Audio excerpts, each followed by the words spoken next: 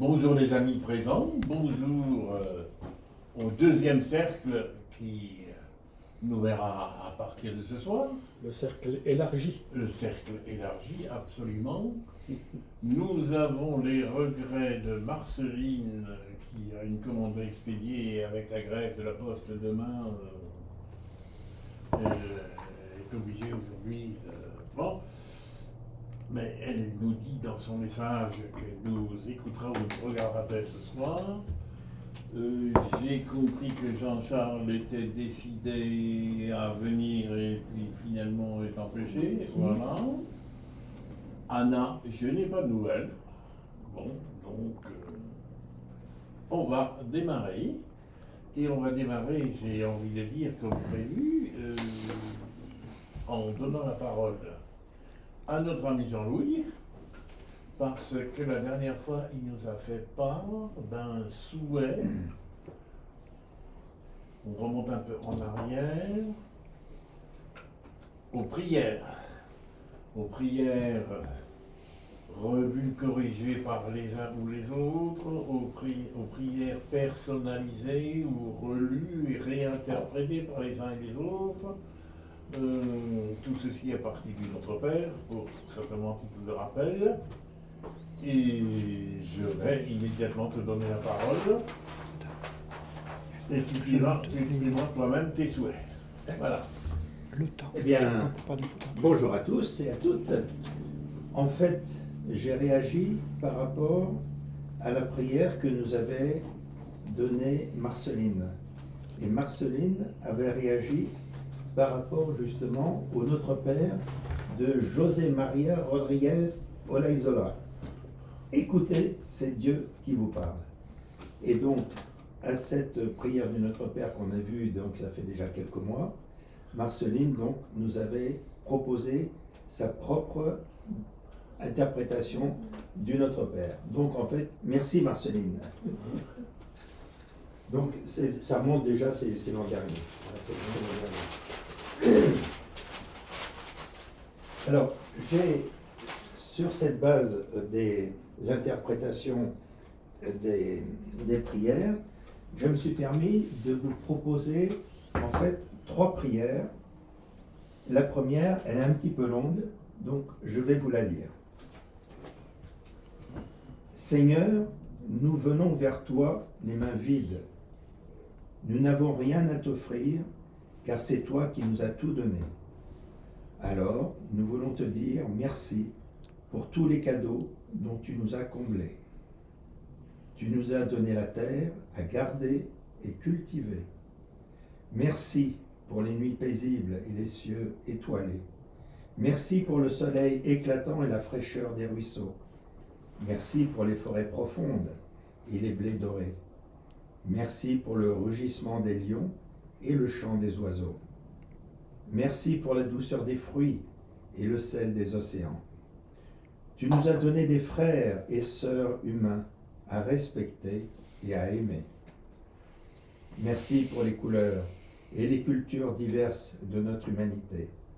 Merci pour l'insouciance des enfants et l'expérience des aînés.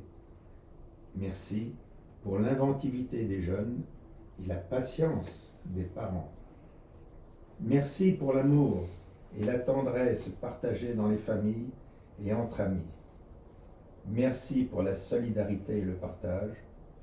Tu nous as donné la vie et tu offres ton amour. Chaque année, Noël nous rappelle que l'enfant de la crèche porte tout ton amour. En lui et par lui, tu t'offres pour la joie et la vie de l'humanité. Merci Seigneur pour ton amour et ta présence à nos côtés. Merci pour ces cadeaux que tu fais à l'humanité. Amen. Alors, je n'ai pas l'auteur, de même que les autres prières que je vais vous proposer, je n'ai pas les auteurs. Mais si tu nous la proposes, c'est qu'elle te parle en particulier. Voilà, exactement. Le cadeau, c'est celui-là qui fait. Donc, en fait, c'est sur ma table de la cuisine le matin, au petit déjeuner. Donc, c'était la première, un petit peu longue, que je vous propose et qui résonne pour moi le matin. La deuxième.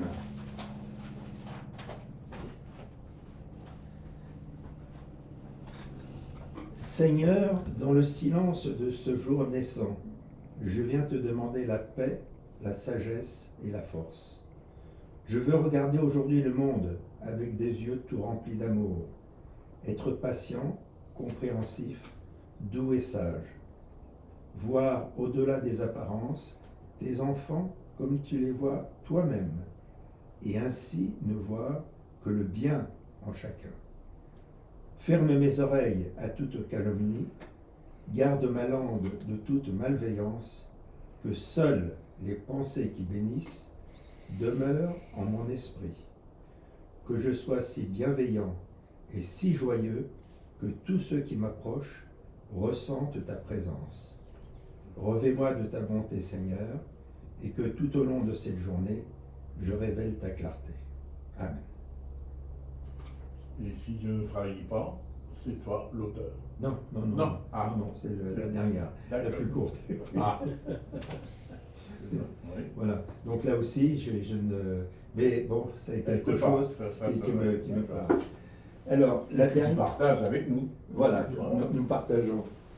Et donc, la dernière, vendredi dernier, j'étais aux hommages d'un ami de 30 ans qui a disparu, qui était chirurgien des armées, qui a fait, après son temps normal de militaire, il s'est engagé dans différentes ONG, Médecins sans frontières, Médecins du monde, l'Ordre de Malte.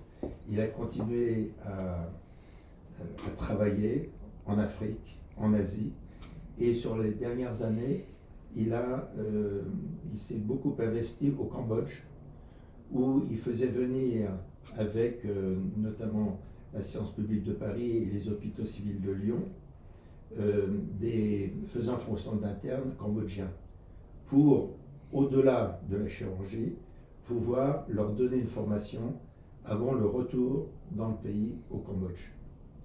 Voilà, donc il est décédé, et au cours des hommages qui ont été rendus aux Invalides vendredi dernier à la salle des Colonnes, l'un de ses fils donc, a évoqué le souffle du vent. Et j'ai repris le souffle du vent de Jean 3,8, et donc c'est un petit peu une réécriture, mais bien sûr c'est dans l'évangile selon Jean. Le vent souffle où il veut, on ne sait pas d'où il vient, on ne sait pas où il va. Alors ouvre ton cœur et laisse entrer le souffle de vie, le souffle d'amour. Amen. Merci. Merci. Merci. Bravo. Premier commentaire, mais c'est juste une parenthèse, parce que dans le parcours, on va y revenir. Le souffle, en hébreu, c'est du féminin. Mais on aura l'occasion d'en reparler. Tu réagiras à ce moment-là. Bah, écoute, merci. Voilà, merci à vous. Alors à partir de là, j'ai envie de dire, enfin d'abord à toi, et puis souhaitez-vous dans les prochaines séances, ou qu'on prenne le pli, de commencer désormais par une petite prière où chacun, à tour de rôle, se charge ou de nous faire part de ce qui lui tient à cœur, comme tu viens de le faire, de pousser jusqu'à confiance et confidence s'il en est lui l'auteur, ou tout simplement un texte qu'il choisit à droite ou à gauche selon ses convenances. Est-ce que c'est ça? Ça traduit c'est exactement sa ce que proposition? je souhaitais vous proposer. Ouais. Bon, faut-il mettre démocratiquement au bois?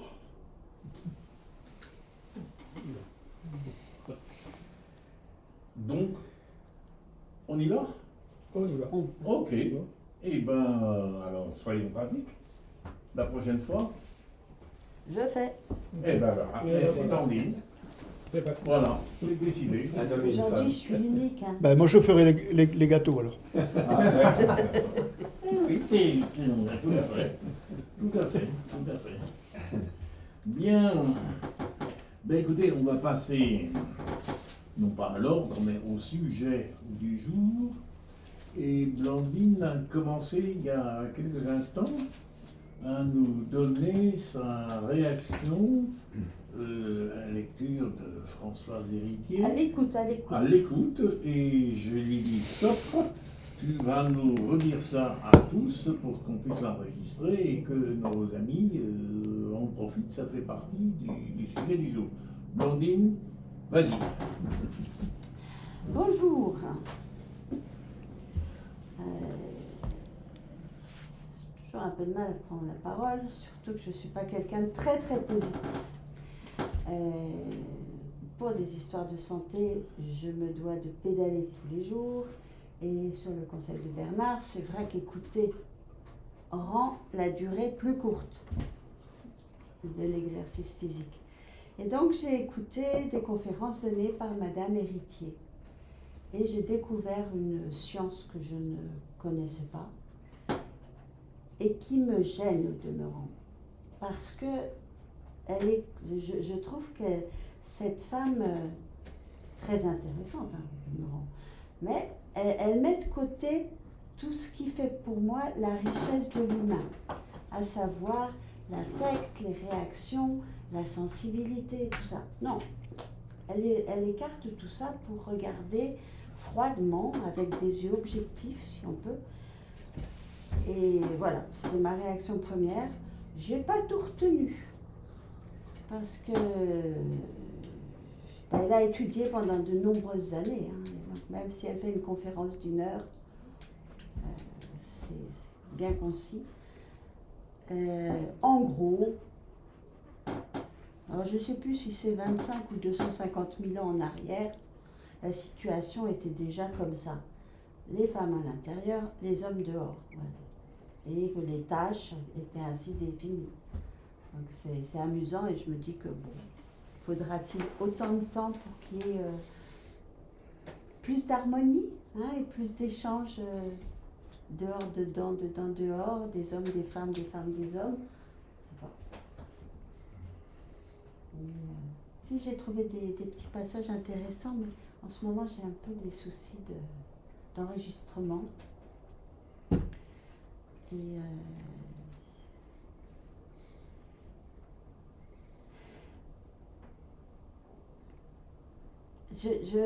comment? Dans cette quête qu'on a en ce moment d'essayer de redonner, faire place aux femmes, la tâche est tellement immense. Je trouve ça bien de l'aborder, mais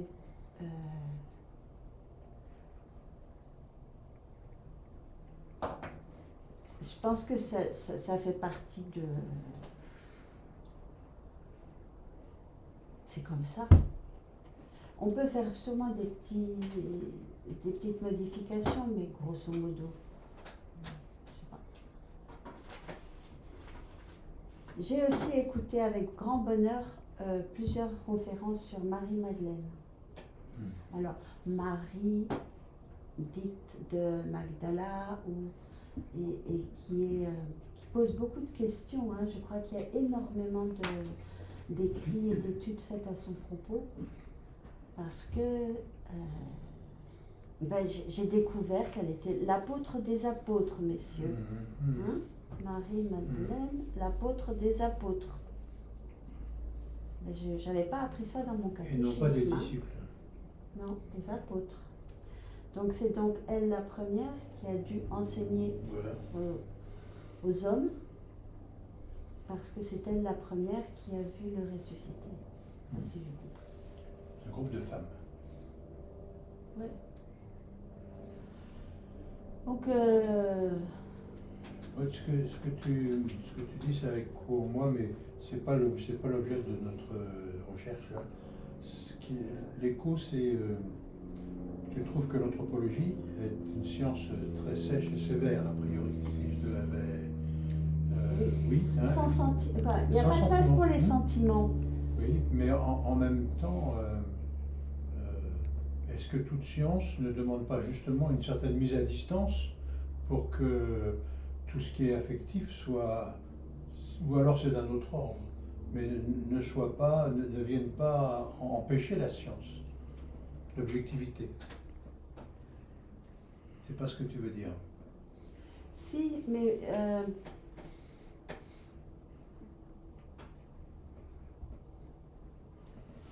Ouais. je réfléchis jamais aussi loin que toi. Oh. Et je me dis que dans les sciences, pour moi, quand c'est des choses inertes, non vivantes, même s'il y a des modifications quand même dans le temps, ça peut être très objectif et froid, comme je dis, sans sentiment. Mais tout ce qui touche à l'homme, avec le grand H, à l'humain, je trouve que la dimension justement du relationnel, de l'affectif, de tout ça, c'est tellement important que j'ai du mal à penser qu'il y a des gens qui s'intéressent qu'à la partie froide, quoi. Mais c'est mon point de vue. Non, C'est un ressenti. C'est mon ressenti. Quelqu'un d'autre dans le groupe a écouté ou lu éventuellement Françoise Héritier? Non. Il y a très longtemps maintenant. Alors moi, je suis un tout petit peu marqué, c'est-à-dire, nous sommes allés l'écouter, Françoise et moi, quand elle a pris sa retraite et elle a fait une espèce de tournée de conférences, et nous l'avons entendu à Marne-la-Vallée. Et évidemment, quand on s'est retrouvé, je dirais, face à face avec quelqu'un, ça modifie un peu le... Là, c'est plus froid. Ben, disons, ça modifie la chose. Mais je trouve intéressant, enfin,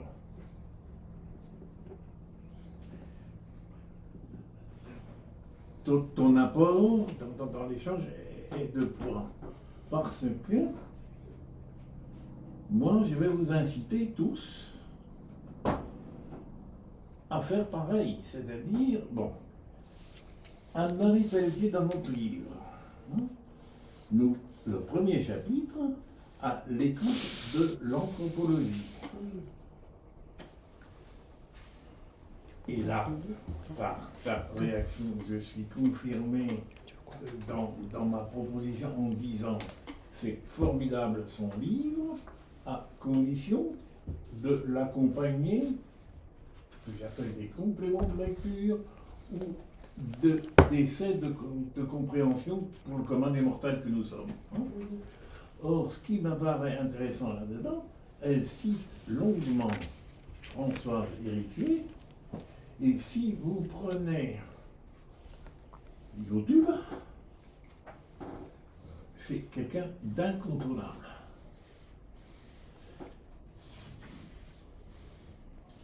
Quelle que soit la façon, alors il y a, bien sûr, il y a des hommes anthropologues, et on en rencontre sur YouTube, et puis on en rencontre ailleurs.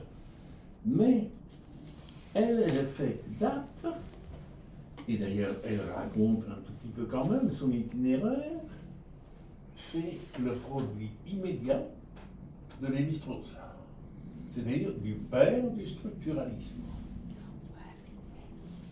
Mais là, moi, j'ai déjà perdu pied. Et oui. Non, mais tu as perdu pied, mais ce retour en arrière me paraît bon. Alors, elle raconte qu'elle est issue d'un milieu catholique, que très vite elle cesse toute pratique, qu'à la Sorbonne, très vite, bon, elle cite ses maîtres, et ceci nous ramène aux années, je pense, elle a quelques années de plus que moi, ça nous ramène à l'époque de mes 20 ou 25 ans, entre 50 et 60, et elle est le reflet de ce qu'était à l'époque l'intelligentsia française, le structuralisme, le freudisme et le marxisme omniprésents dans l'université. Il fallait se positionner par rapport à ça pour être entendu. Et Perrault, dont je vais vous parler tout à l'heure, hein, raconte exactement la même chose. Les patrons de la Sorbonne hein, étaient, alors à ceux que je viens d'évoquer, on pourra y ajouter Lacan, ça se complique, hein, mais je dirais. L'Américain est revenu. Ça y est, il est revenu. Moi, aux alentours de mes 20 ans, le diable et le bon Dieu de Sartre se présentait sur toutes les scènes de France et de Navarre par le théâtre Hébertot de l'époque qui faisait ses tournées, avec des succès extraordinaires, c'est-à-dire quand même quelque part, alors, ajoutez-y le deuxième sexe de Simone de Beauvoir, qui remonte aux mêmes années, Sartre, les mots, Sartre, petit-neveu d'Albert Schweitzer, c'est un détail, hein, mais qui raconte quelque part que dans sa baignoire, c'est par rapport à l'œil, hein, c'est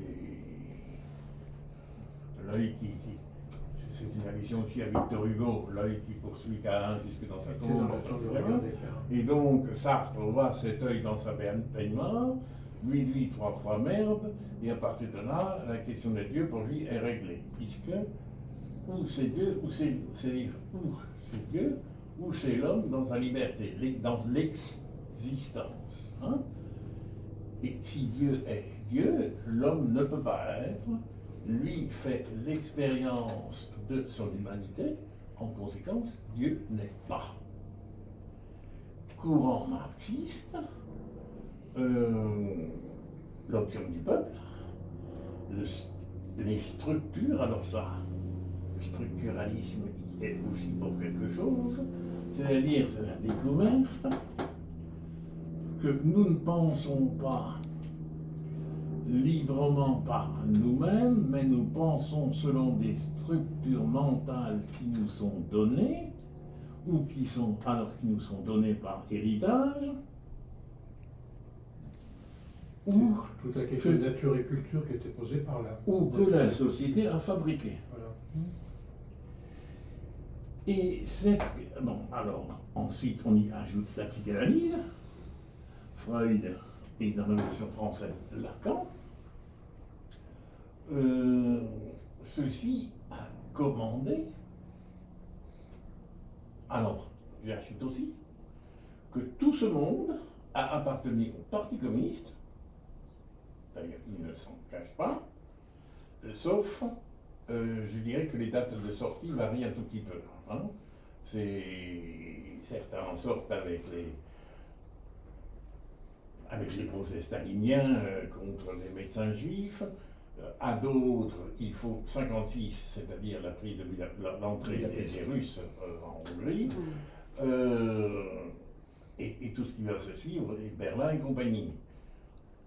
Sauf que quelques-uns restent, alors c'est d'ailleurs ça, assez curieusement, qui va nourrir le trotskisme, puisqu'il est en rupture avec Staline, c'est tout simplement oublier que Trotsky a fait partie de l'organisation des affameurs d'Ukraine, et je vois mal personnellement, mais ça c'est Bernard Loison, comment aujourd'hui on peut être trotskiste, mais c'est un détail. Mais ceci a occupé le terrain de l'intelligentsia française pendant 50 ans. Mais Bernard, excuse-moi d'interrompre, parce que je crois que il faut voir comment ça rejoint la remarque de Blandine rejoint notre recherche.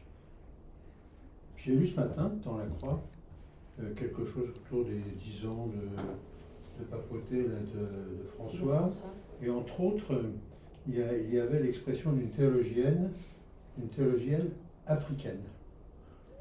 Et cette théologienne africaine, en fait, a passé son temps à accueillir et à écouter la parole des gens. Donc avec tout ce que ça veut dire de sentiments vécus, entendus, ressentis, etc. Donc c'est Tu vois? pas une oreille anthropologique. Non, Hein, mais c'est pas ce que je une veux oreille dire. attentive. C'est pas ce que je veux dire. Ce que je veux dire, c'est que je crois que les définitions un peu de la science dans le domaine se sont un peu élargies, et les méthodes de la science aussi, si bien que l'accueil et l'écoute de ce qui se passe réellement devient aussi un lieu scientifique. Et il ne faut pas forcément être à grande distance pour avoir une parole de vérité. Il faut aussi, et il semble qu'il faille être, pour avoir une parole de vérité, c'est-à-dire qui traduise la réalité de ce qui se passe, qui tente de traduire, ça veut dire que on peut réfléchir sans avoir des outils qui soient froids et un terrain qui soit froid. On peut réagir avec ses sentiments et étudier avec les sentiments. Et je pense que la question du féminin et de l'Église, on peut avoir, je crois, tout un tas de raisons de faire que, à cause de la loi, à cause de la culture, à cause de ce ou cela, on dit, bah oui, la femme, elle a sa place, chacun sa...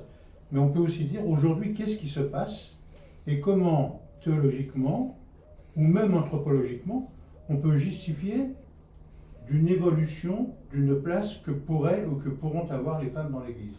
Tu vois, je pense qu'il ne faut pas qu'on confonde les méthodes de travail, les lieux d'investigation avec des outils froids, alors que nous avons une autre approche. Et on l'a bien vu par rapport à la théologie et par rapport à Dieu est nu et par rapport au livre de L'homme précaire.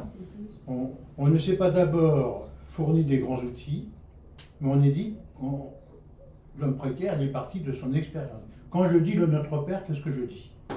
Et ça, c'est devenu un lieu théologique avec la globalité de l'humain, tu vois. Mais il pourrait dire aussi, quand je dis Notre Père, qu'est-ce que ça veut dire anthropologiquement? Le besoin du pain, le machin, etc. Tu vois, ça, c'est une étude froide, telle que tu la dénonces, mais nous, on la prend autrement. Enfin, pour moi, je suis là pour ça, c'est à cause de cela. C'est-à-dire que c'est notre expérience qui devient le lieu de la rencontre de Dieu, et non pas une théologie qui s'appellerait dans ce cas-là dogmatique, je crois, hein, c'est-à-dire une théologie qui va chercher des fondements profonds, si bien que quand on a fini de regarder les fondements, on ne sait plus en quoi ça nous interpelle et ça nous intéresse aujourd'hui. Voilà, moi, Alors, si tu permets, j'ai envie de dire... permets tout. Non, j'ai envie de dire ce que tu signales, c'est-à-dire ce retour quelque part au subjectif. Oui, Parce que oui. c'est ça. Hein, La place du sujet, La place du sujet. c'est moi qui Ça, le regarde et c'est pas un une autre. heureuse évolution par rapport à ce qu'il y a, Oui. par rapport à la période, Mhm. je dirais que tu as jeunes décrit. étudiants nous avons connus. Hein, Tout à fait. avec, je dirais, un athéisme agressif qui aujourd'hui a disparu. Mhm. Sauf, hein, a disparu aussi toute allusion à une transcendance quelconque. Je suis moi quand même frappé par le nombre de films vus les 2 dernières années. Je vous ai déjà dit que j'étais frappé par les analyses faites après le Covid, hein, où tout le monde était d'accord pour dire ça nous ramène à notre précarité, ça nous ramène à notre finitude, ça nous rappelle que la vie est... etc. Mais qui on est allé interroger? On est allé interroger les sociologues, on est allé interroger les scientifiques, on est allé interroger les économistes, on est allé interroger quelques poètes aussi. Je n'ai pas vu un bibliste ou un théologien dans ces livres savants qui ont paru l'année dernière ou il y a 18 mois. Et ça aussi, c'est signe des temps. Mais je trouve que mais après, on va passer au sujet, parce que, enfin, peut-être qu'on est dedans, j'en sais rien. Mais ce que je trouve intéressant, c'est que avant-hier soir, pour la première fois, ou peut-être pour la deuxième, parce que j'avais entendu sur France Inter, on nous dit, mais la question de la retraite, c'est bien, mais on la prend par le mauvais bout. La question profonde, c'est le travail et le sens du travail, et comment les gens trouvent leur place dans le travail. C'est pas la question de la retraite qui est première. Et ça rejoint ce que nous sommes en train de dire, c'est-à-dire que ce qui devient le premier objet, même politique, c'est l'existentiel. Le travail, c'est là où l'homme se crée, etc., et devient image de Dieu. Bon, très bien. Mais ça, c'est pas fonctionnel. Mais c'est dans le boulot qu'on propose, l'homme, anthropos, comment il s'épanouit, qu'est-ce qu'il vit, et comment il a envie, de fait, de participer à quelque chose, ou de personnel, ou d'individuel, ou de collectif, mais il n'empêche que la question profonde, elle est là. C'est toi, et je trouve que c'est intéressant qu'elle vienne, cette question. Le travail, c'est quoi?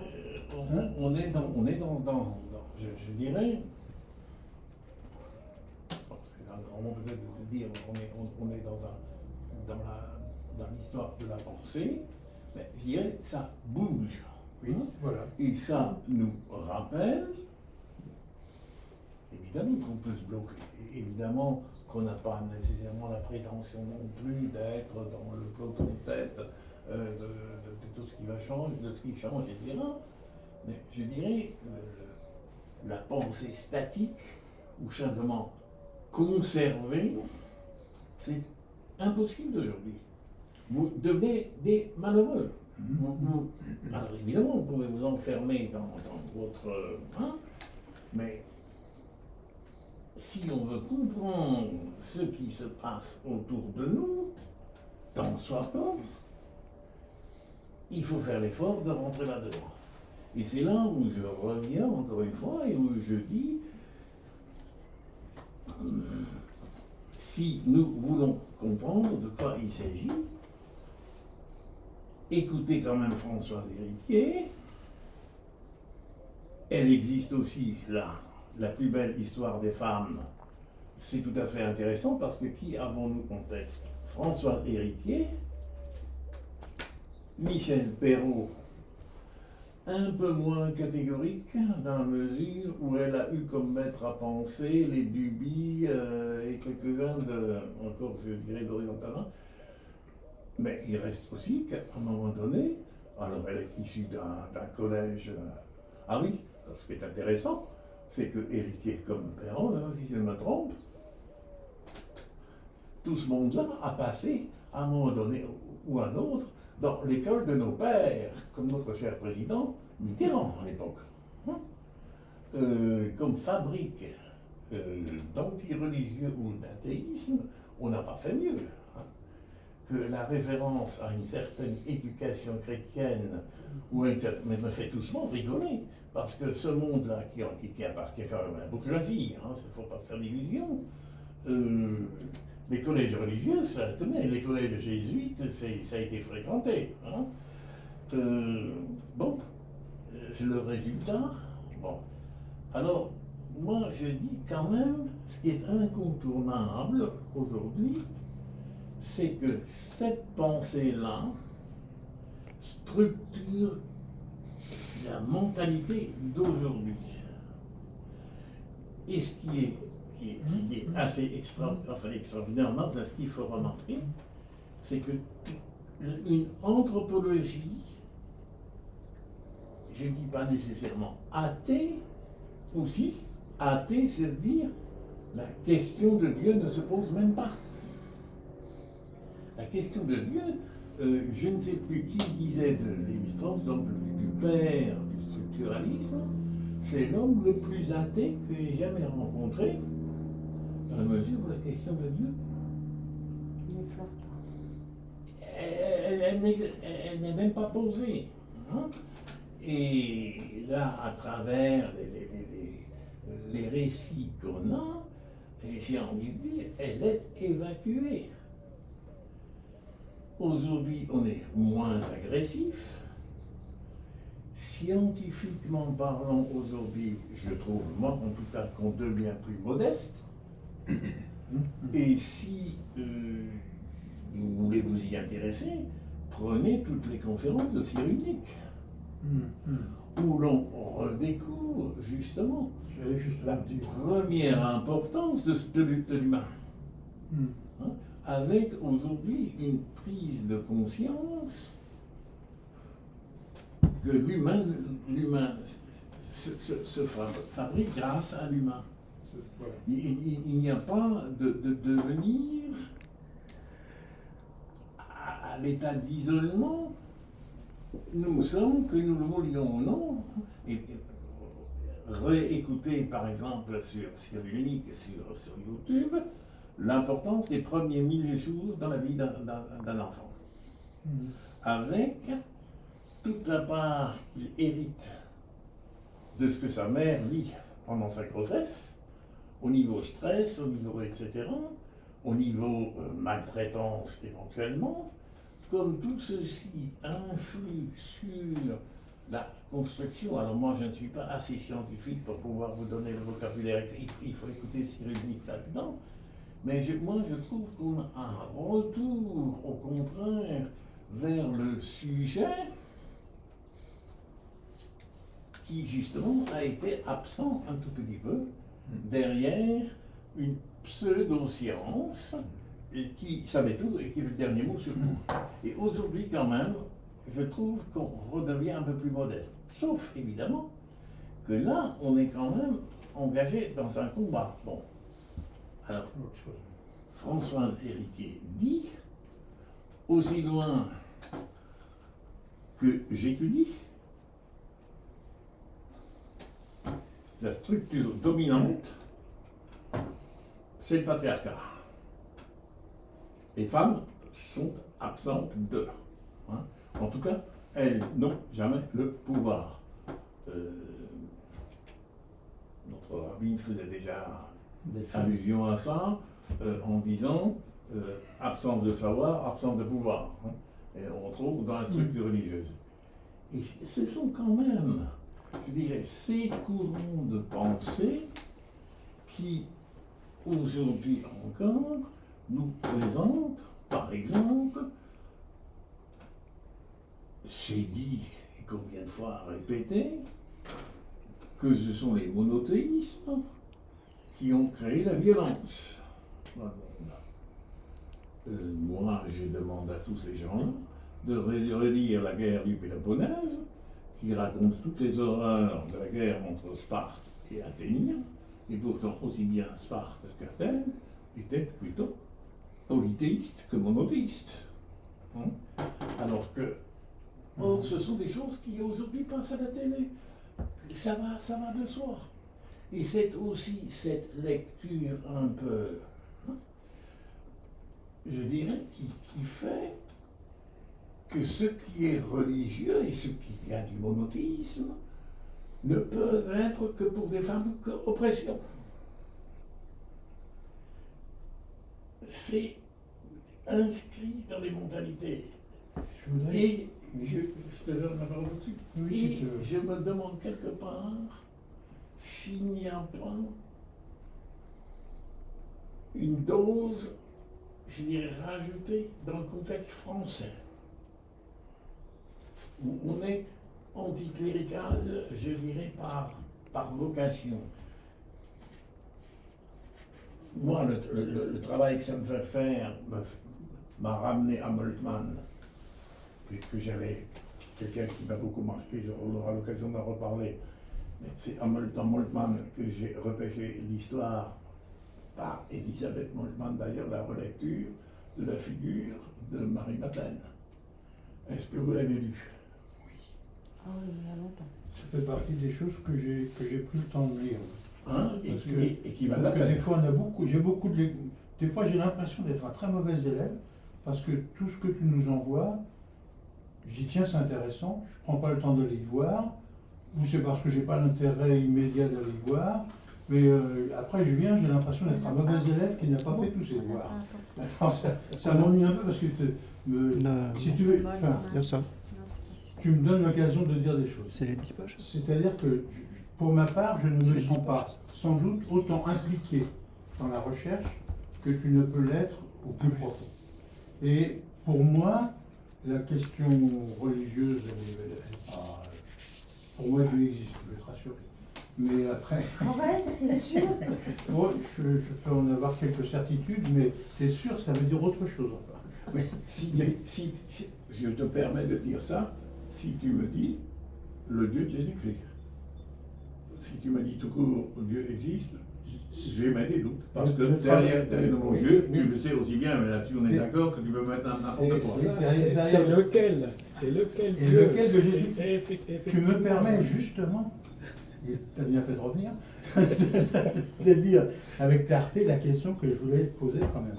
Je dis, aujourd'hui, il y a des balancements. Et c'est normal. On a eu un moment où la science positive était la seule qui avait le droit de citer. D'accord? Cette science positive, elle a beaucoup aidé l'Église à avancer dans le domaine de l'archéologie, etc., en disant n'allez pas vous inventer que Moïse était vraiment un homme, etc., et que vous allez découvrir que c'est un peu autre chose. D'accord. Aujourd'hui, nous avons une autre arrivée à cause de, je crois, toute l'influence de la psychologie, de la psychanalyse, etc., qui nous fait dire attention, la place du sujet dans la recherche. Et c'est toujours quelqu'un qui regarde objectivement, mais c'est toujours quelqu'un qui regarde, et quelqu'un qui traduit, et quelqu'un qui trahit. D'accord? Bon. Et je trouve que c'est intéressant. Aujourd'hui, dans notre recherche, et c'est ce qui me passionne, c'est qu'on se dit, attention, avons-nous lu bien ensemble les Écritures?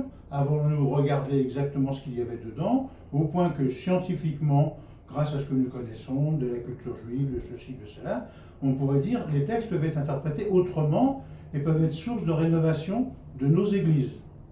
Ça va jusqu'à maintenant? Oui. Bon. Voilà. Là, je suis pleinement d'accord.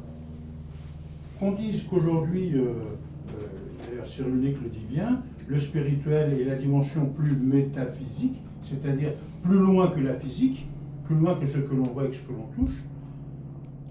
Elle n'explique pas tout, il y a autre chose qui est derrière encore, au-delà de la physique, au-delà des sciences positives. Nous sommes dans ce...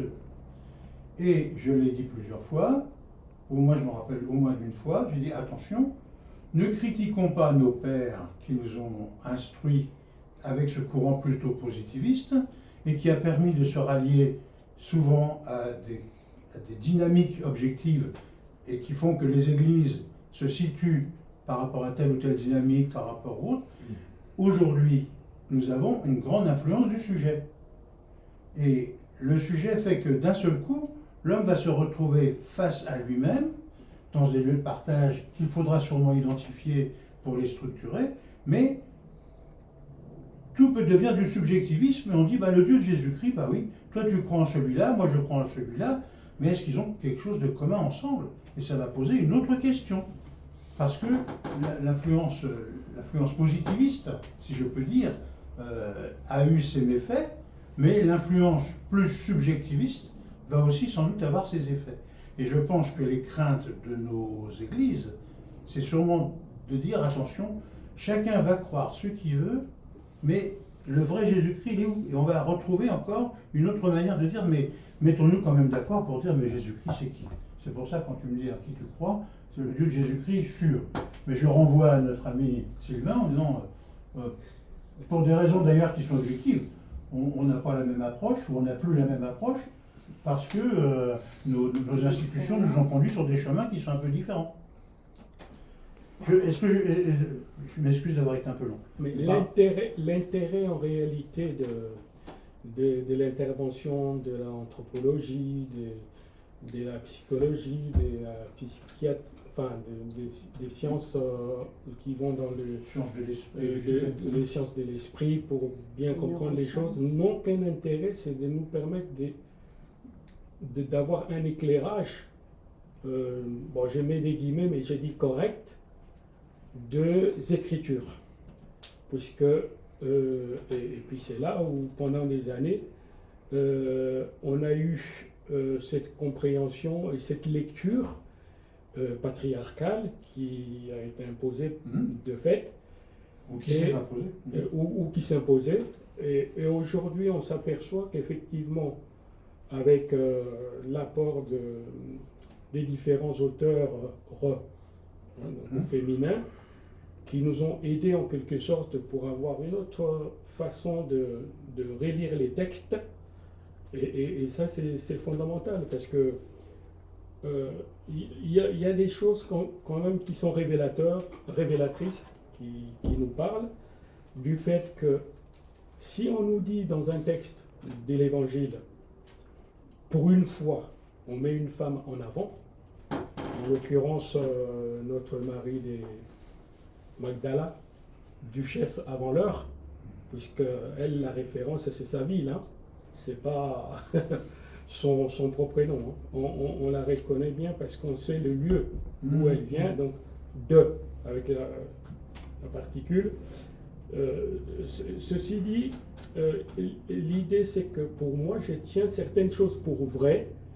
Ça commence un peu à revenir dans l'ordre, comme un juste retour des choses, puisque pendant des années, on a compris d'une façon. Mais si on nous dit dans la Bible que Marie-Magdalène était la première à voir Jésus, je pense que les hommes qui avaient écrit à l'époque, ils avaient aussi intérêt peut-être à nous dire que c'est Pierre qui a été le premier là. C'est par rapport tout à l'heure sur. Oui. Hein, tu fais bien le rappeler. Parce que après la lecture de, effectivement, l'apôtre des apôtres, simplement, si l'on prend une chronologie, hein, nos évangiles allant de 70 à 90, hein, pour Jean, ou peut-être même 100 ou 110, pourquoi pas,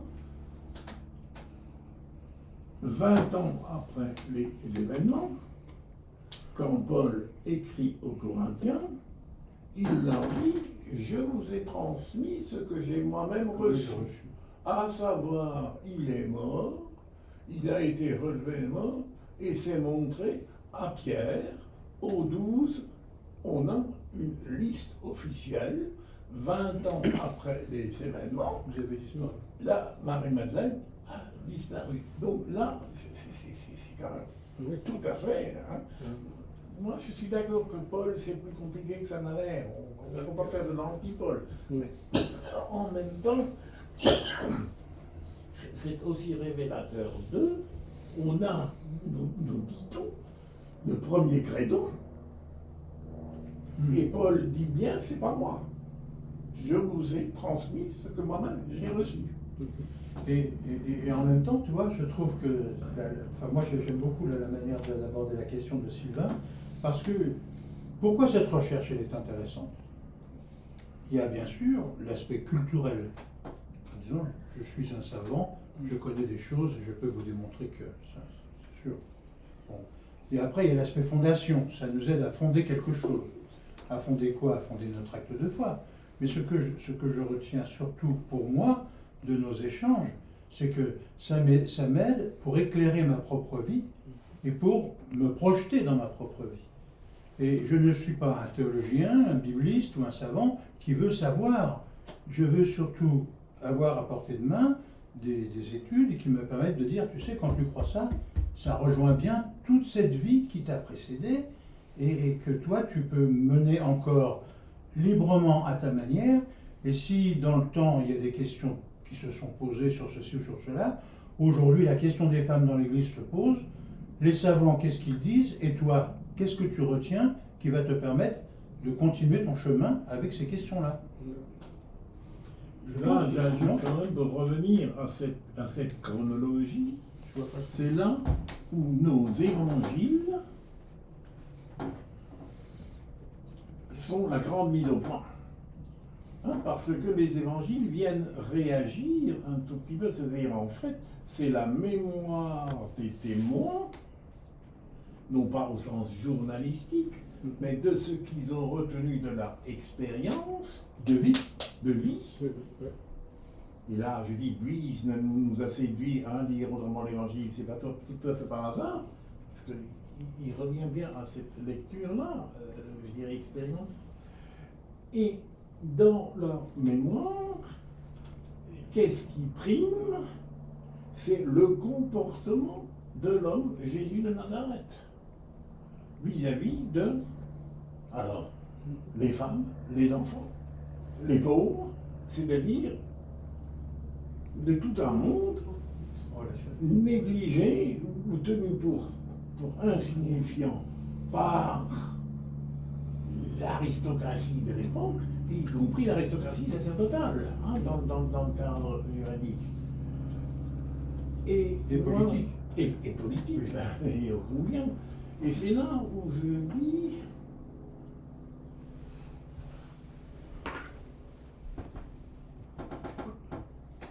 il y a une question d'interprétation de texte, et autant vous le savez, je fais partie des gens qui disent nous ne pouvons pas lire la Bible sans nous référer au judaïsme.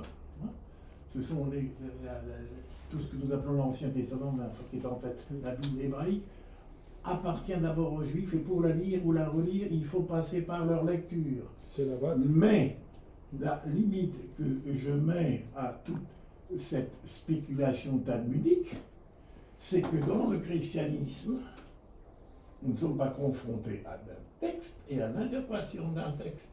Nous sommes confrontés au comportement de l'homme, Jésus de Nazareth. C'est le dernier mot, c'est toujours celui-ci. C'est le comportement de Jésus de Nazareth. Et non pas la construction dogmatique. Et non pas la construction, je dirais, uniquement par le texte.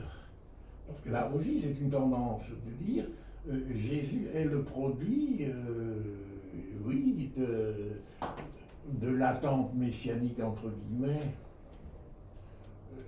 dans les courants esséniens, etc. L'intérêt des évangiles, et c'est ce qui les rend incontournables, c'est que, bon, la rencontre, par exemple, de la syrophénicienne, on ne l'invente pas. Hein? On est dans le témoignage. L'histoire de la femme adultère, c'est difficilement de l'ordre de... Alors, il y a des paraboles, et n'oublions pas que les paraboles, c'est toujours le royaume de Dieu est comme. Nous oublions souvent le comme. Hein? Donc, et pourquoi de nombreuses paraboles? Parce qu'il faut de nombreuses, parce que une seule ne suffit pas. Mais dans les rencontres, il y a quelque chose qui me semble-t-il, et là, Elisabeth Mollmann nous a parlé de Marie de Magdala. Je crois qu'elle mentionne aussi quelque part, ou c'est peut-être lui, Suzanne, qui était quand même la femme de l'intendant d'Hérode, qui devient vagabonde dans le groupe de Jésus. Ça ne s'invente pas non plus. Hein. Et c'est là où les évangiles restent, à mon humble avis, la clé de lecture de tout le reste. Mais, ça ne nous empêche pas aussi de comprendre le monde autour de nous et de nous rendre compte sur quoi repose la pensée qui, à l'heure actuelle, dans nos médias, etc., s'exprime comme allant de soi. Et ces questions, vous êtes donc plusieurs à avoir apprécié Marie-Madeleine par Elisabeth Mollmann. Elle a un deuxième chapitre sur Marthe, qui est une autre figure assez méconnue de l'Évangile. Simplement pour vous mettre l'eau à la bouche. Dans les synoptiques, et en nombre de prédications, qu'elles soient catholiques, qu'elles soient protestantes, hein, c'est tout simplement dans la ligne, c'est Pierre qui a la première confession de foi. Tu es, n'est-ce pas? Oh, heureux es-tu Pierre, tu ne l'as pas inventé, Dieu te l'a montré. Mais la première confession de foi dans Jean, c'est Marthe lors de la résurrection de Lazare. Tu es, relisez la résurrection de Lazare et vous avez, vous avez chez Jean, je vais dire, une espèce de sympathie débordante pour la figure de Marie, qui va être dans Jean en tout cas, celle qui va donner l'onction, mais Marthe est à la source de la première déclaration de foi officielle. Tu es le Fils de... Hein? Bon. Et je trouve intéressant cette relecture chez Elisabeth, qui ensuite met un autre chapitre, c'est pour ça que je voudrais vous consulter, il y a plusieurs gens du IIe siècle, notamment Jean-Odile et Jacques Steiger, qui me réclament Marx. Donc si déjà je le diffuse, je vous le diffuse à tous. Mais j'ai envie de dire, ça suppose la lecture suivante, parce que la réflexion d'Elisabeth Moltmann va devenir la suivante. Le courant patriarcal est traversé périodiquement du retour d'un certain matriarcat, d'un certain retour du féminin. C'est-à-dire le courant patriarcal n'étouffe pas les autres visions qui continuent d'exister dans l'histoire. Et en ce sens, Moltmann me paraît intéressant parce que c'est un point de vue allemand et anglo-saxon, puisqu'elle professe aux États-Unis. Et nous, ici en France, nous avons le franco-centrisme.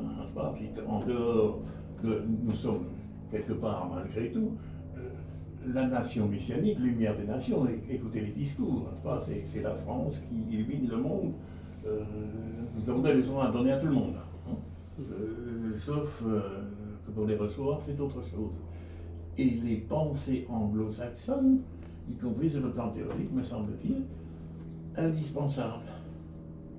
Mais aujourd'hui, une jeune femme qui se met à l'écoute de tout ce qui se dit et qui s'écrit sur, précisément, le féminisme ou le pseudo-féminisme, se réfère à quoi? Se réfère à ça.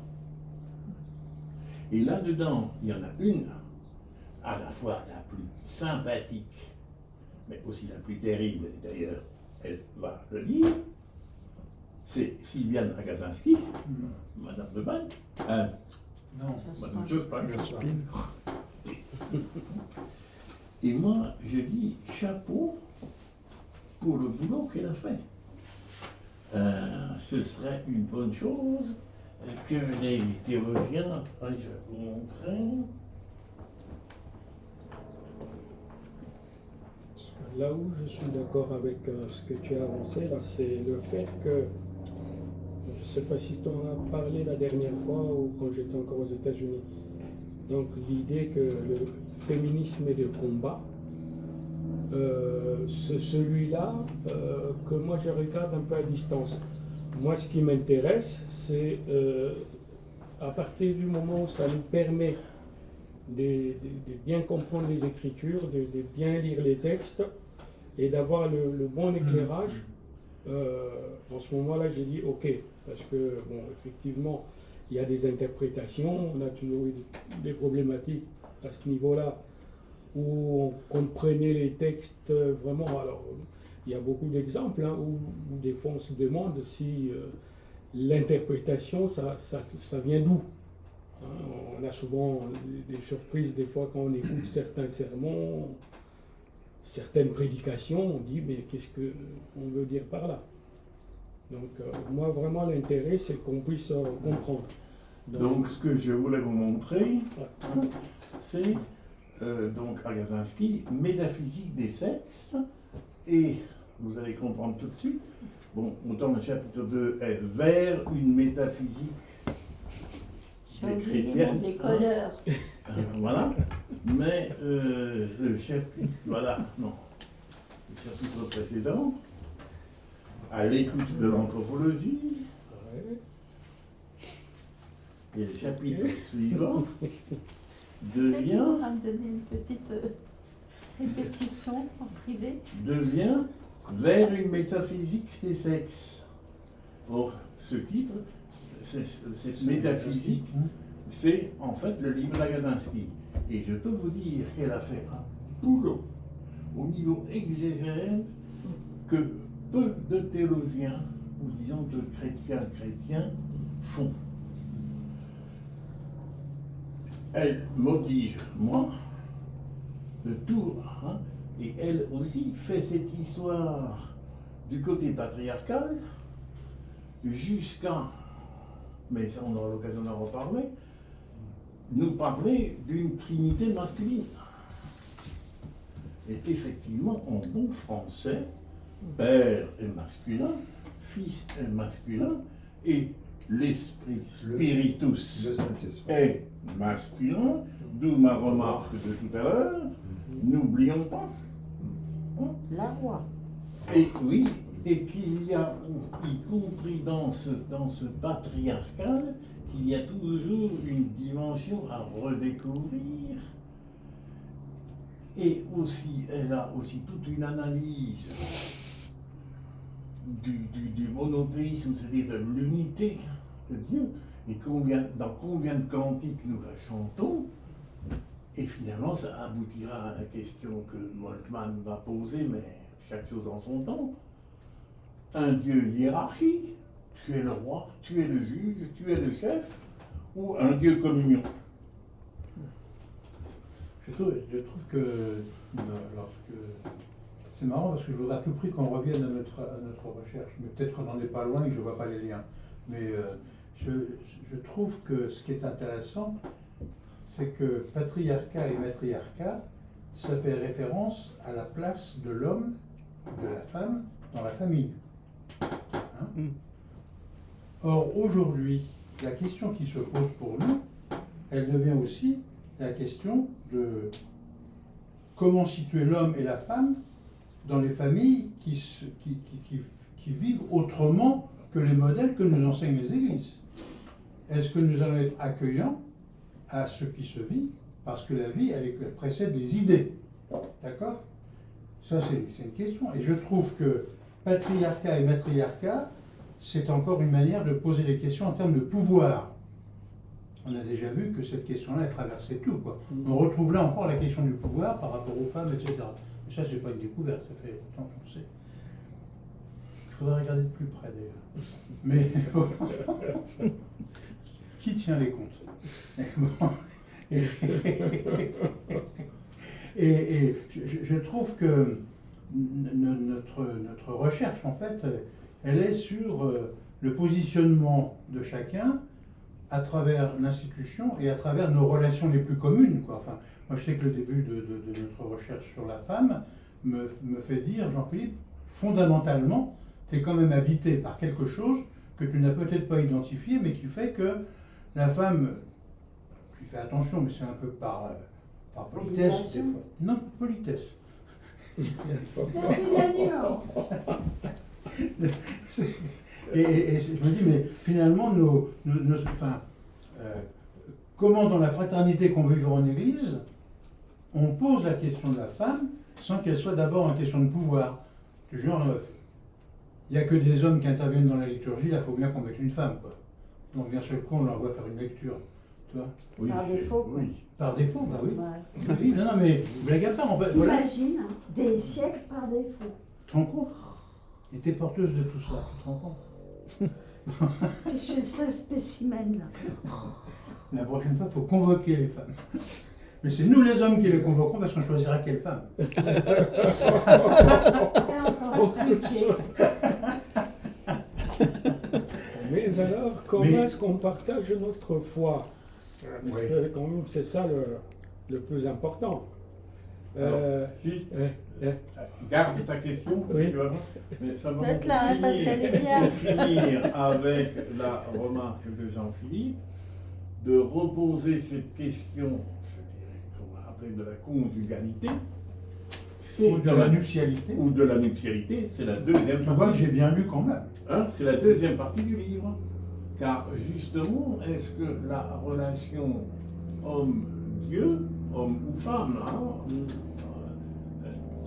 est-elle réductible ou est-elle liée justement à mari et femme, selon quel schéma, hein? Et elle repose ça très nettement, mais ce sera dans la deuxième partie. Ok. Et c'est l'intérêt. On Alors reviendra. maintenant, j'arrive, redis-nous ce que tu voulais dire, je t'ai la parole. On reviendra sur la question, puisque donc, comme c'est dans la deuxième partie, comment est-ce qu'on partage notre foi, la mutualisation du fait qu'on croit. Alors, comment est-ce qu'on va dire ensemble le credo pour affirmer ce à quoi on croit, et comment est-ce qu'on vit tous ensemble en se partageant évidemment le rôle d'intervenir soit pendant le service, soit Oui, ça c'est. voilà, entre nous aussi à travers. Alors, C'est tout à fait au début du livre alors, que Anne-Marie Pelletier dit que Dieu c'est d'abord l'indicible.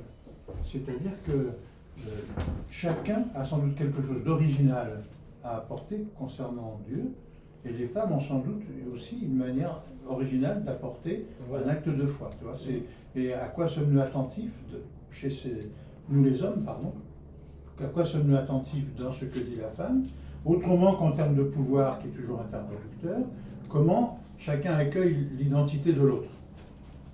C'est tout à fait. C'est pas seulement une question de pouvoir, c'est dans la recherche de Dieu, comment il y a pour nous, pour moi c'est là-dessus que j'ai évolué, cette certitude qu'il y a une originalité d'entrer en relation avec Dieu pour les femmes, comme l'originalité d'entrer en relation avec les hommes. On n'entre pas en relation de la même manière. Et du coup, on a d'autres choses à dire que simplement ce qu'on a traduit en acte de foi, quelquefois un peu sclérosé, dans nos bouquins de théologie, quoi. Hein? et ça va revenir dans ce dernier chapitre. Y a-t-il un spécifique féminin? Voilà. Et en plus, elle lutte dès le début pour dire ne parlons pas de la femme, mais parlons des femmes, comme ne parlons pas de l'homme, mais parlons des hommes. Avez-vous été attentif? Ah, je suis content, j'ai déjà lu tout ça. Avez-vous été attentif? Oui, non, mais Ah, ça finira par Je suis un mauvais élève, je suis un mauvais élève, mais ce qu'il y a, c'est que je sais vendre la science. Avez-vous lu la remarque dans... Donc, c'est celui-ci, dans la Bible, par rapport au groupe. Je vous ai envoyé en disant quelque part...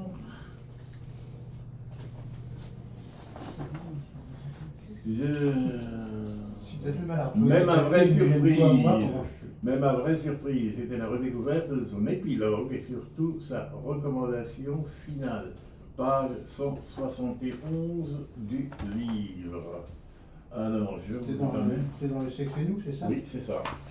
Page 171. Là, c'est un tout petit peu à ce que dit là. Alors, il y a une citation de François.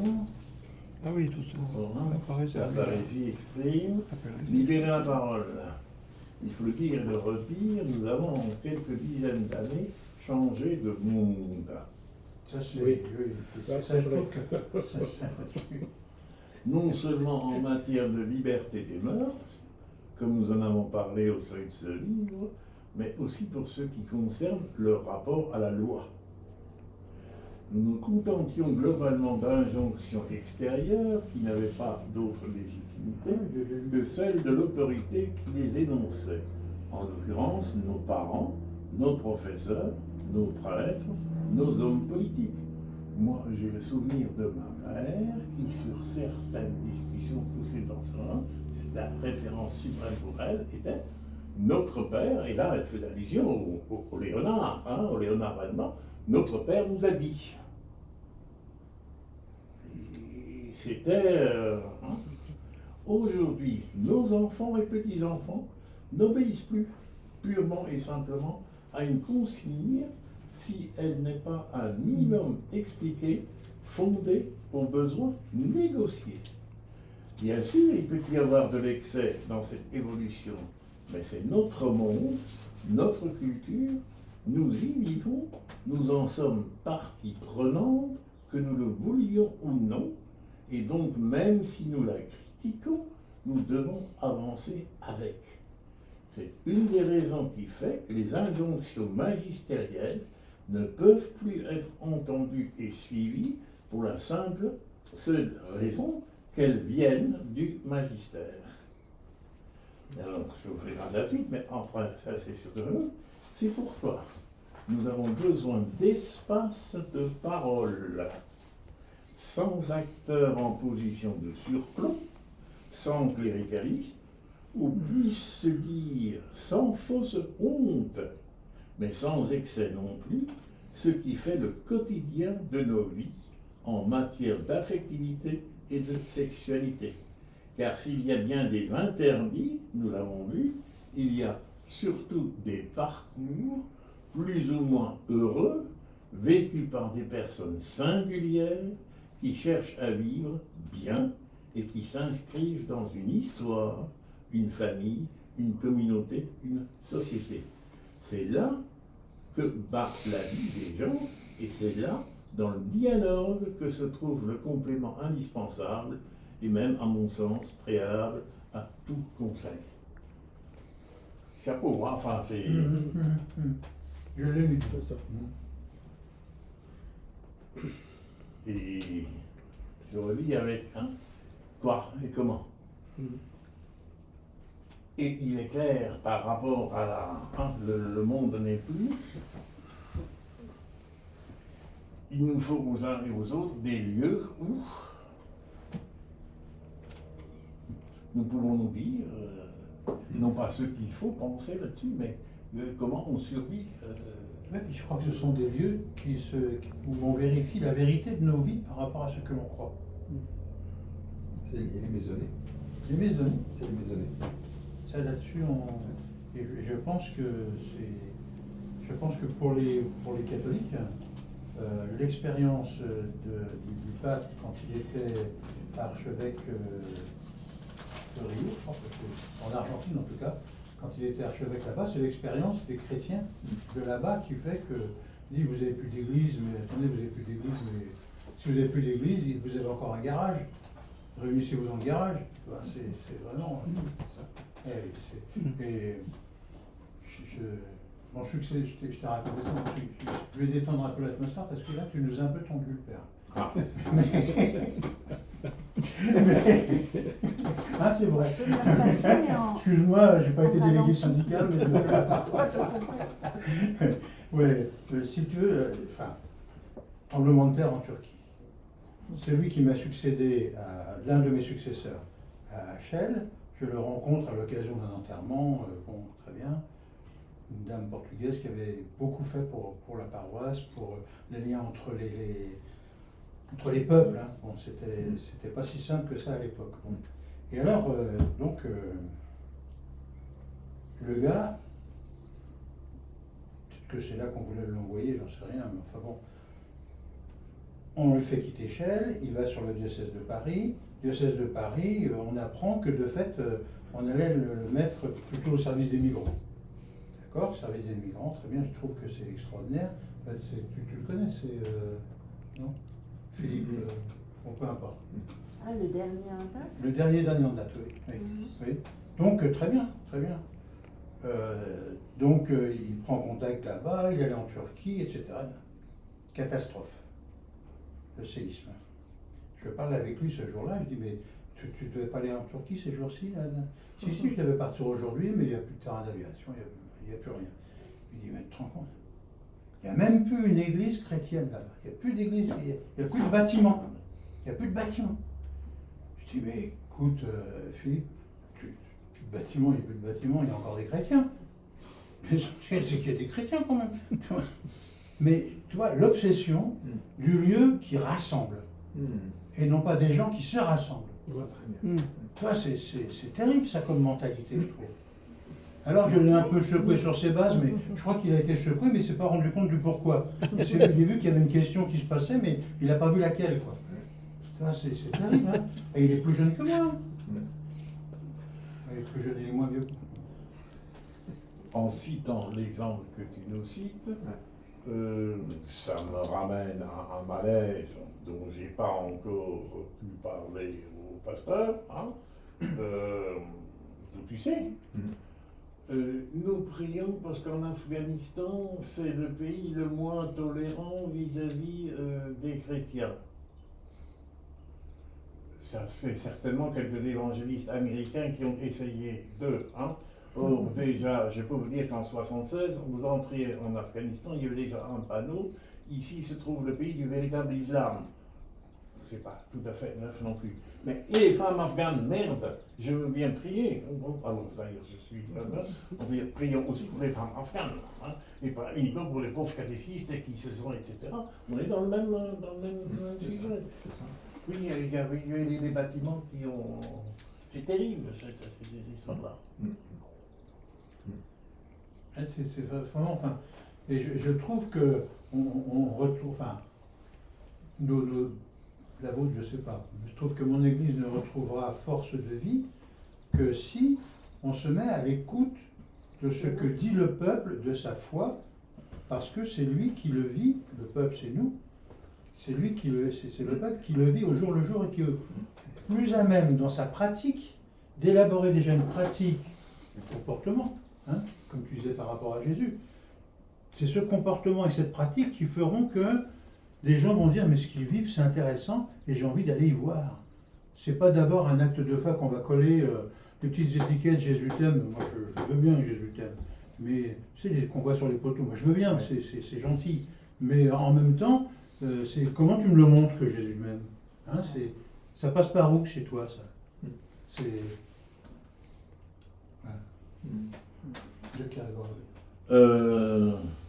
Oui, il y en a qu'on n'a pas beaucoup entendu. Non, c'est bon. Philippe, Dominique et Jean-Louis. Demain, je passe la journée à Colombes avec des migrants. Oui. C'est dans le cadre de secours catholique, de la CIMAT qui s'en occupait à l'époque. Parce qu'il y avait le droit d'asile, maintenant le droit d'asile n'est plus sous l'autorité des institutions privatives, mais des préfectures. Et donc demain, je vais m'occuper cependant des migrants dans le cadre de leurs problèmes d'accueil, d'adresse postale et de courrier, dans la modeste contribution à la migration. Mais après, ce qui est intéressant, Dominique, c'est dans ces contacts que tu vas avoir, ces hommes, même en tant qu'homme, tu vois, une femme, quand je dis les hommes, j'embrasse les femmes, pas tout en même temps. Mais donc, tu te dis, qu'est-ce que ces gens-là, tu vas passer du temps avec eux, mais enfin, moi ça serait mon attente, qu'est-ce qu'ils vont me dire qui va être intéressant pour moi?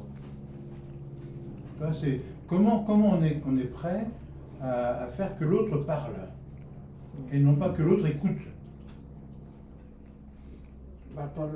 Par le biais des problèmes qui sont posés par le statut et par les courriers qu'on reçoit, et qu'on ouvre pour eux le courrier et on commente le courrier.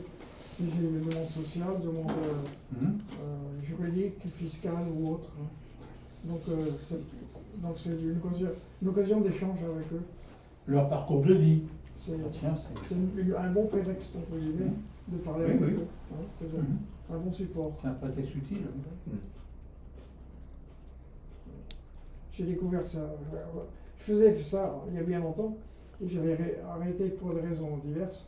Et puis là, quelqu'un m'a dit d'ailleurs, un psychologue en particulier, je ne peux pas rester tout seul. Donc je suis parti vers eux et merci pour eux. Du moment que c'est une porte qui s'ouvre, ça vaut le coup de s'y engouffrer. Voilà. Après on voit, mais... La veille, j'avais vu un psychiatre la veille ou l'avant-veille. Et puis le lendemain, je vois quelqu'un qui travaillait dans cette organisation. Et c'est lui qui m'a redonné le filon de cette émission que j'avais bien connue pendant des années. Donc je repars demain pour eux. Ça serait évidemment aussi autant pour moi que pour eux.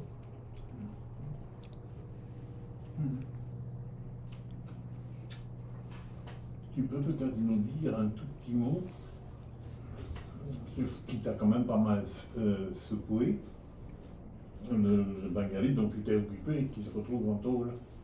C'est juste pour savoir. Ah, ça c'est un autre problème. Ah bah oui, mais je sais que ça a marqué. C'est un peu dans ce... C'est pas dans ce... C'est un ancien réfugié que j'avais accueilli à l'époque, et qui est devenu français, qui m'avait présenté sa femme un mois ou deux, au mois de novembre, au mois de décembre. Qu'il est allé chercher là-bas, c'est ça? Non, il est revenu tout seul. Non, mais il est allé se marier là-bas, non? Ou Oui, l'a ramené? Non, elle l'a ramené et s'est mariée en France. Ah. Ou du moins, elle est française maintenant. Elle est devenue française, grâce au mariage. Et il travaillait cuisinier, comme beaucoup de Bangladais, dans un restaurant péniche en face de chez moi. Et puis le patron lui a dit, ben, il y a moins de clients, vous pouvez repartir chez toi. Il est reparti chez lui, plutôt que prévu. Et quand il a sonné à la porte, il a trouvé quelqu'un d'autre avec sa femme. Ah, ça, c'est une Et désagréable. donc il a été pris de folie, c'est la folie. Il a balafré le bonhomme avec un couteau. Et maintenant il est en prison à Fleury-Mérogis. Pendant des mois et des mois. Avocat et tout, procédure judiciaire. Donc c'est évidemment c'est une idiotie qu'on n'a rien à pas faire. Hein. On appelle la police, il y a quelqu'un chez vous. Hein. Non, il a balafré. Donc il est poursuivi pour atteinte et blessure volontaire. Voilà la petite histoire. C'est un cousin de cousin d'un autre Bangladais avec qui je suis en relation dans d'autres domaines. Ils s'appellent tous Baroua là-bas. Je sais pas travailler. Ils ont tous le même nom de famille. Ils font partie de la minorité bouddhiste. Ils sont venus en France en tant que persécutés par la majorité musulmane.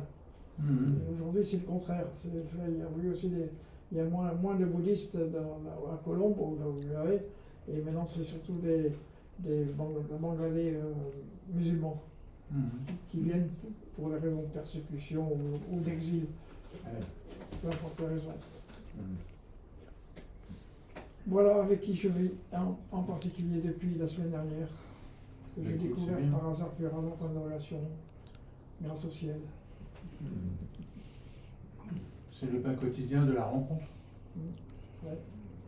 Nouvelle rencontre. Ouais. Ça fait beaucoup tout ça. C'est pour ça que. Enfin, c'est pas beaucoup, mais c'est bien. Donc, grâce à eux, je suis en relation avec d'autres. Quand je suis en relation avec vous ici, avec mes enfants, avec mon ex-femme, etc. Donc, j'ai quand même pas me plaindre de ce côté-là. De souffrir, même si je souffre fondamentalement de manque de relation avec moi-même. Parenthèse.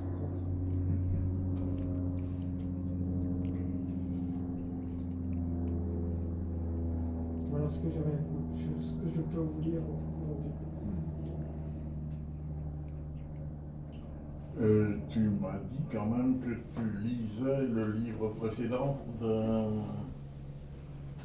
d'Anne-Marie Pelletier, non? Oui, j'en ai acheté un autre, oui, plus complet. Et puis là, tous les soirs, je lis page après page, avec beaucoup d'attention, le livre de Jacques Ellul.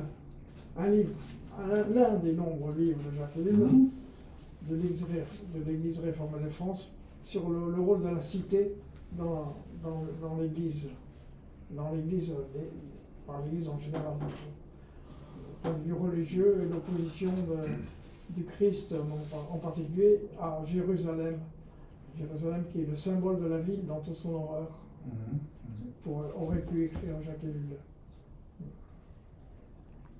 Voilà, un livre passionnant de ce côté-là. Tout converge vers la ville. Regardez ici, la ville nouvelle. Quand je viens à Torcy, j'ai ville nouvelle partout. C'est des villes sans âme partout.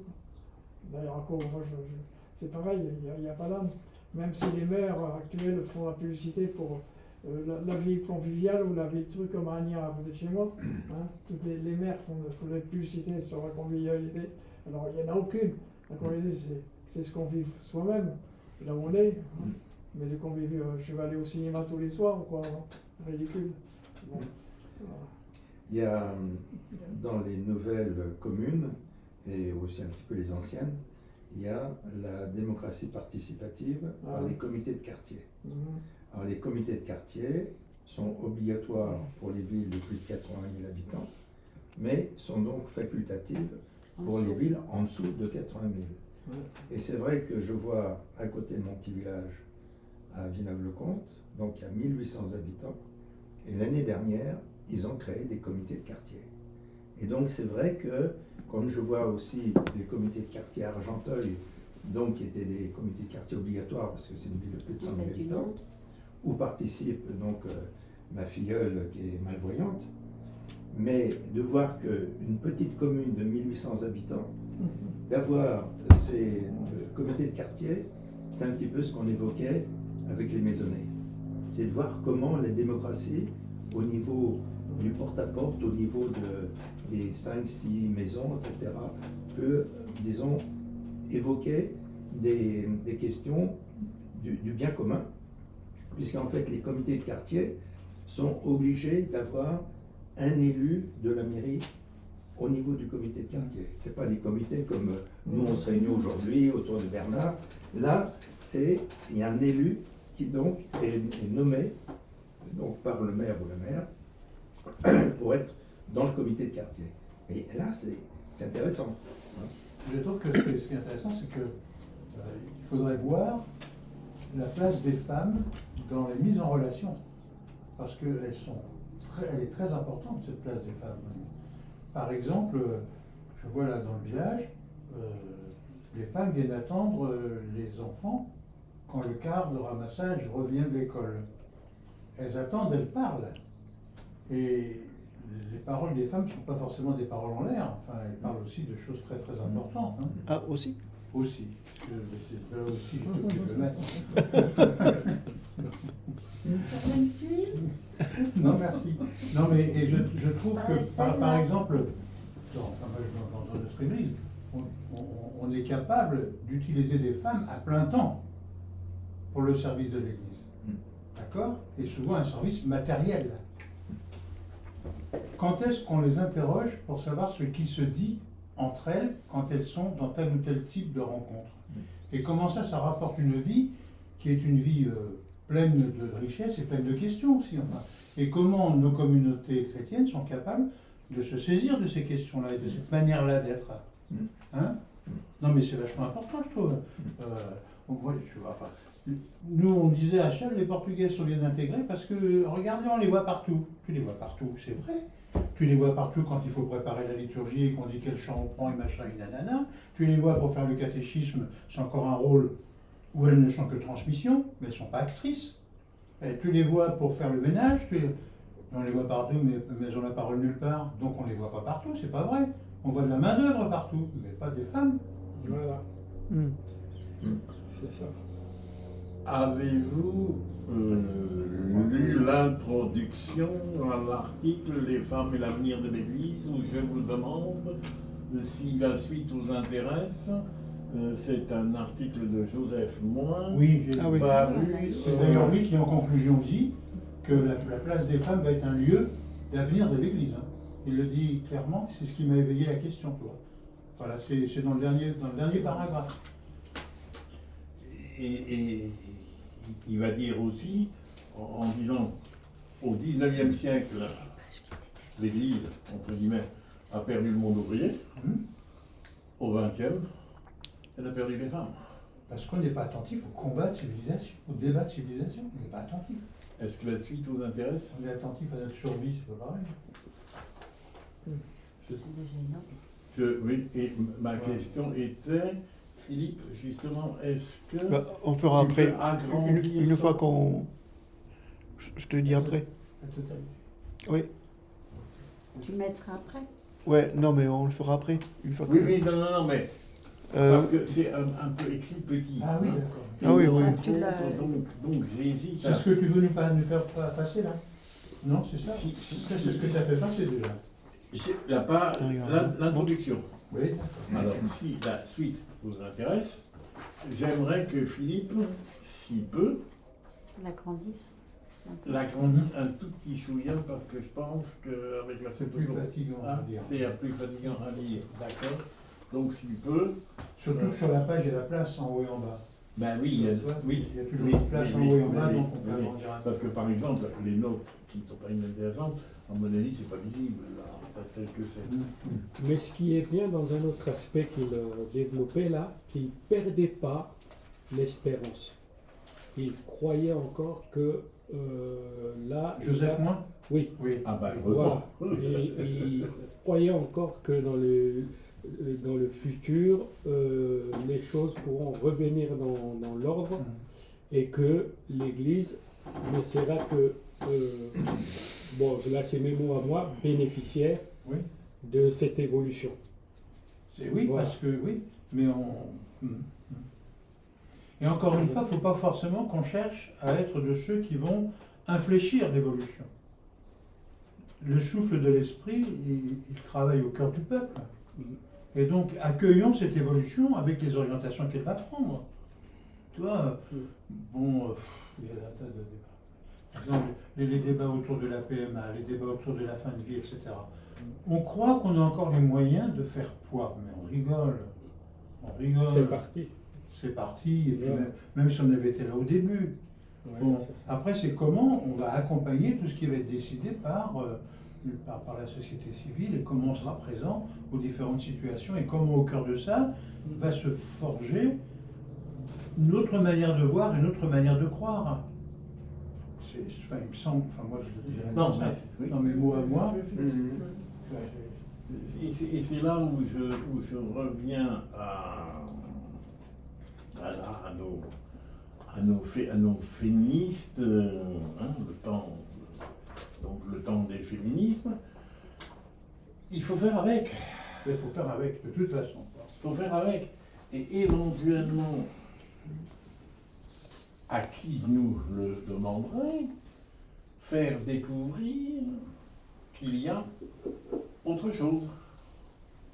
Hein, que par rapport à, je dirais, la sécheresse, le pseudo-scientifique exclusif hein, Parole divine. que ce n'est peut-être pas uniquement, par exemple, pour toute leur histoire, c'est l'histoire d'une oppression des femmes, mais aussi de la négation du corps. Oui. Que dans toutes nos villes du Moyen-Âge, il y a eu ce qui s'appelle l'Hôtel-Dieu. Tiens donc, celui qu'on y accueillait, c'était Dieu. En la personne du mourant, du clochard de l'époque, de l'exclu, hein, et on ne recevait pas le pauvre, on recevait Dieu, l'Hôtel-Dieu. C'est magnifique, comme, hein.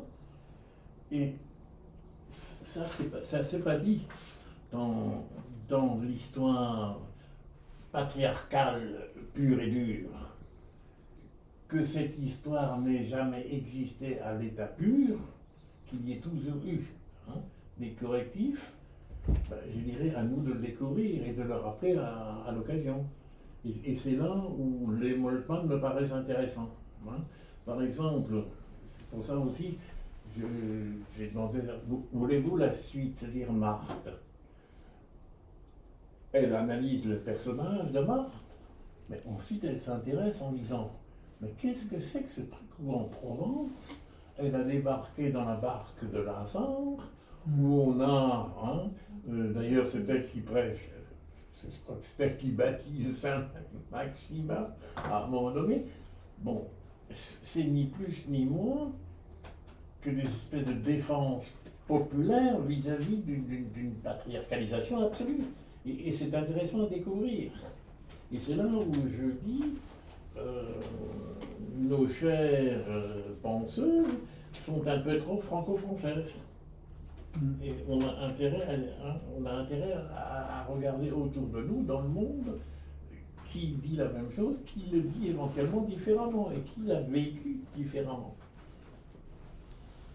Donc déjà est-il que je rends destinataire de l'article de Joseph Moi, puisqu'il y a une demande, hein, il y en a au moins 3, sûrement, je vais le faire pour tout le monde. Et vous avez, alors, si on fait ça, j'allais vous dire, aujourd'hui, la lecture à l'écoute de l'anthropologie ne devrait plus poser de difficultés, je dirais. Il y a des choses un peu techniques quand même. Il y a des choses un peu techniques, est-ce que tu les as soulignées par hasard? Non, je ne les ai pas soulignés. Ah, bah écoute. Parce que je ne l'ai pas lu à la table, je l'ai lu dans le train ou un truc comme ça, je crois. Mais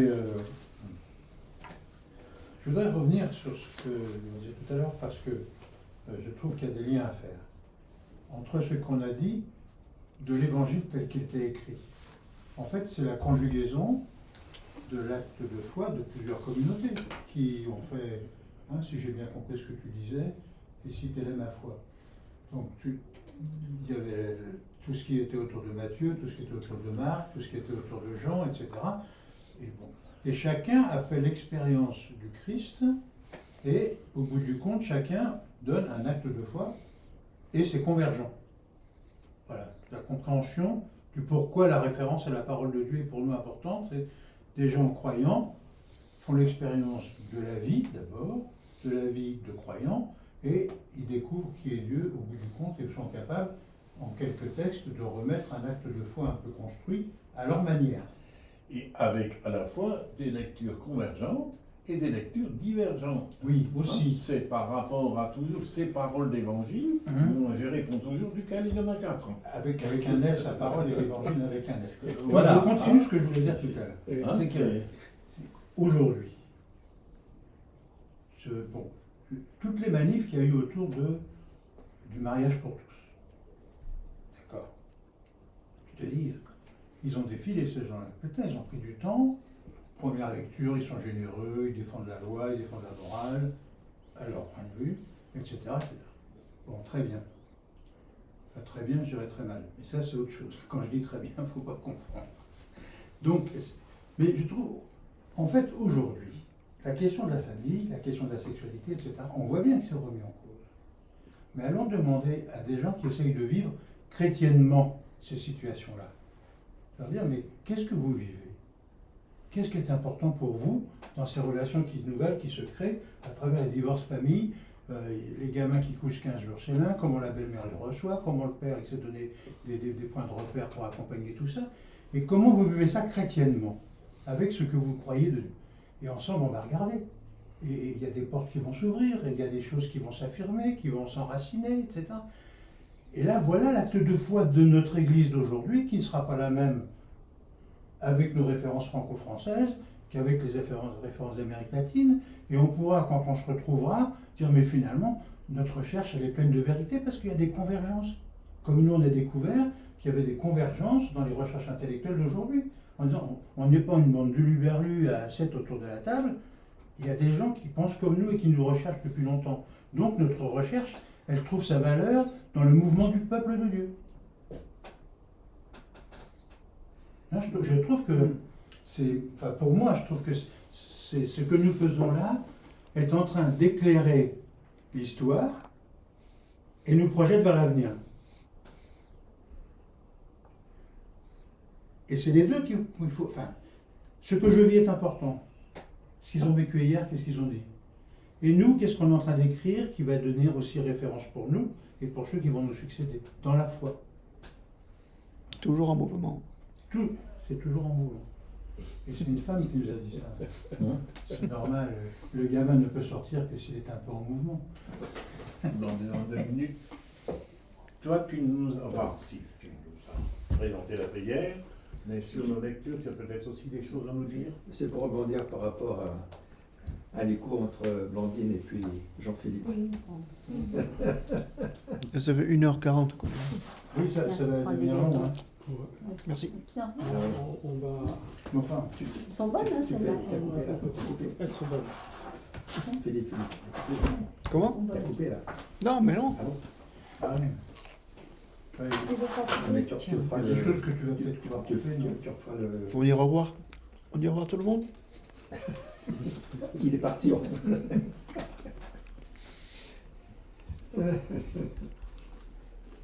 Ce qui m'ennuie, c'est que... Enfin, ce qui m'ennuie, non, ça m'ennuie pas. C'est pas coupé, hein? C'est pas coupé. Non, mais justement, c'est que on peut avoir...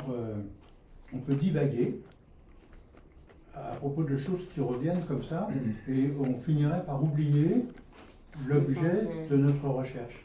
Hein, et je trouve que trop de science peut nuire à la science. Ça, c'est... Il faut toujours qu'on essaie de recadrer. Faut essayer, savoir c'est ça, comment mais on est parti, si on parle de ça, on en parle pourquoi, comment ça a à voir avec le Voilà. sujet. Parce qu'autrement... Ouais, autrement, c'est un étalage de Autrement, connaissances. Autrement, on est au Collège de France. Hein.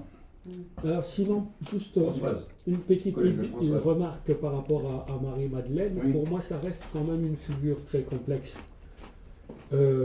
j'arrive pas à trouver dans les Marie-Madeleine qu'on nous présente dans les évangiles, c'est vraiment laquelle qui est concernée, quoi, parce que, bon, est-ce que c'est la première à qui Jésus pardonne les 7 péchés? Est-ce que c'est l'autre qui essuie les pieds avec le parfum? Est-ce que c'est... Bon, là, c'est pas très clair.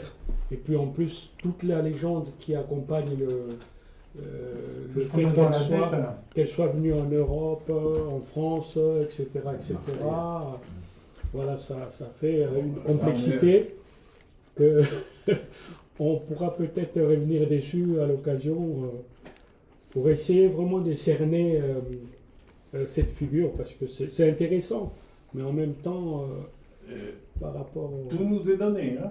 Oui, oui, on a je tout dirais, reçu. il y a Oui. donc Elisabeth Moltmann, Oui. mais il y a au moins 2 ou 3 autres YouTube Ah, sur il y en a la plein. figure de Marie-Madeleine. Oui, on a Et tous ces qui- éléments. hein, alors, Mais par Marie-Madeleine contre, est une aussi, Marie de Magdala. hein. Oui, Et 1h40. alors, la confusion, apparemment, elle est très ancienne avec les différentes Maries. C'est ça. Où Marie de Magdala est assimilée à la pécheresse qui, C'est dans le Luc, second, ouais. vient verser, Mhm. où elle est confondue avec la sœur de Lazare, qui, Ouais. Marc et Marie, qui, dans les 3 synoptiques, il y a cette onction, qui est l'onction royale, hein, pour l'entrée dans Jérusalem. Et chez Jean, c'est la sœur de Lazare. Et l'onction est bien le parfum sur la tête, parce que vous en avez un ou deux qui parlent du parfum sur les pieds. Or, l'onction royale, l'ordination du roi d'Israël, c'était sur la tête, l'onction. hein.